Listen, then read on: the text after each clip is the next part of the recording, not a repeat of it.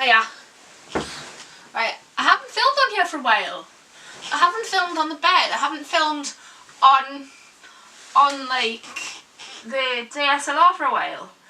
I'm using the wall as a background sort of thing. Yeah, I've just literally watched the Are You Autistic documentary that was on Channel 4 last night, and it was absolutely mind-blowing. Oh my god. I figured I would talk about it like unedited and stuff like that. Oh my god, it was so mind-blowing, honestly. Because basically, like, I only got diagnosed with autism about 5 months ago, almost 6. And honestly, getting that diagnosis of autistic spectrum disorder is life-changing. It was life-changing.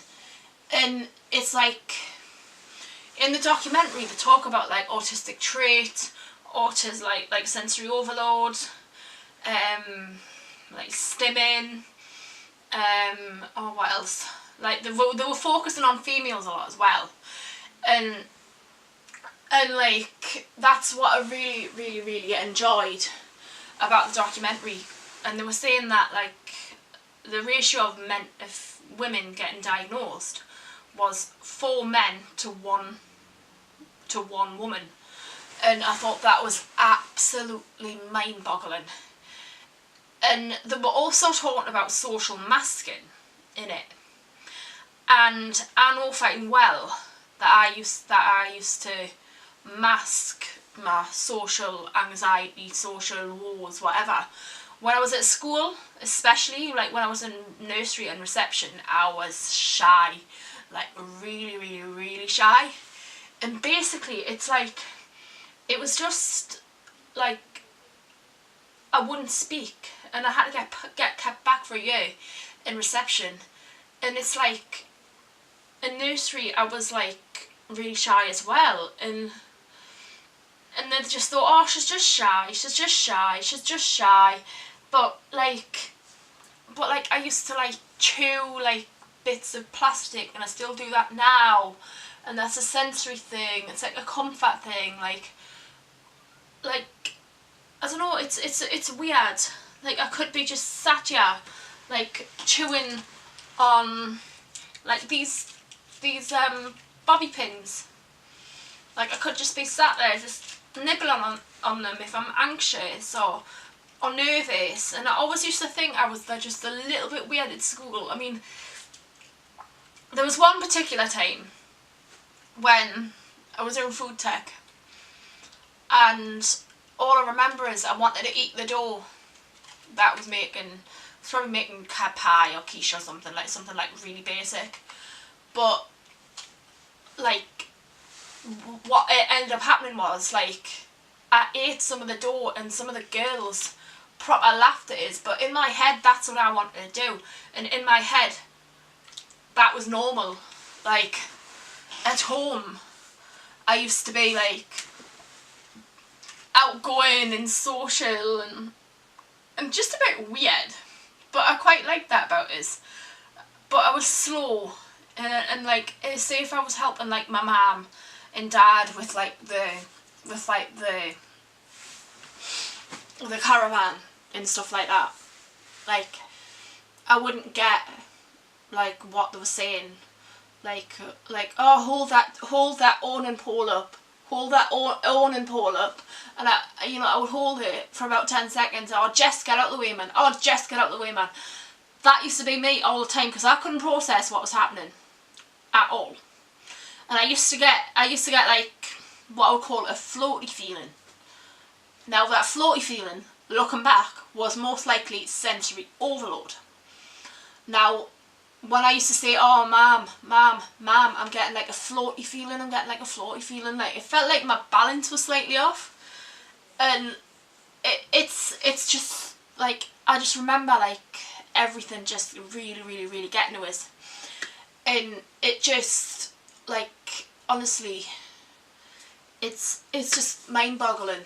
I mean, this vlog has literally got no structure to it, which is kind of how I want it to be, because that's how my brain is 99% of the time. And And it's like, I love being autistic. Like, it's made us realise why I am the way I am. And yeah, like, when I went to school, the kids were really, really, really bad, and they did bully us, but that's because I was different. And it's like, it does, you know, it sucks when you're a female and you've got autism.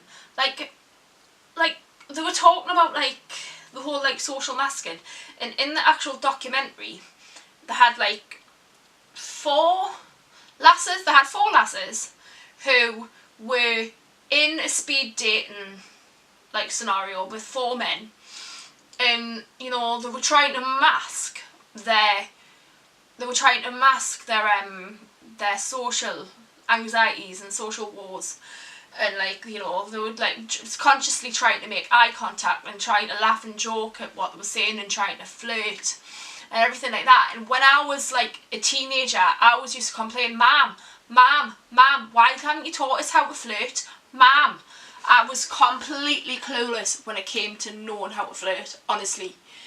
I mean, it sort of comes more naturally now, in my own weird way, but I think that's why relationships have always been hard for me, apart from the one that I'm in now, which, you know, I really, you know, like the guy and everything, and but it's like relationships have always been hard for me, and like communication, and like I always used to go for guys who were autistic as well. So like I used to always go for guys who were like autistic, and like, because I thought, oh, I can relate to them, I can relate to them. No, having two autistic people together in a room, when the communication is like, one goes on about one thing and then the other one goes off on a tangents and everything like that, oh my god, it's a normal person, a neurotypical person doesn't know how to bloody communicate. I tell you, like, when three autistics are in a room together, honestly, like, it's like learning a different language, seriously. It's hilarious, but it can be quite draining. But like, put yourself in the autistic person's shoes, and then when you're trying to like basically like be in a normal social situation, and like you're trying to be normal and you're trying to be like less socially anxious, and it can be quite draining, it really can. And that's why women have to mask it. Like, women can mask it way more than men. Like, I don't know if men can, like it's less obvious in females, I know that. I'm really going off on a tangent here, and I don't know how long I've been filming for, like, at all. But I love being autistic. I mean, it makes me think that I'm brilliant at certain things, and like a lot of people with autism have that special interest, and my special interest is basically anything to do with film, photography, singing, you know, just anything to do with the arts. I think I dabble with the arts loads: film, photography, singing. I just like to dip my toe in.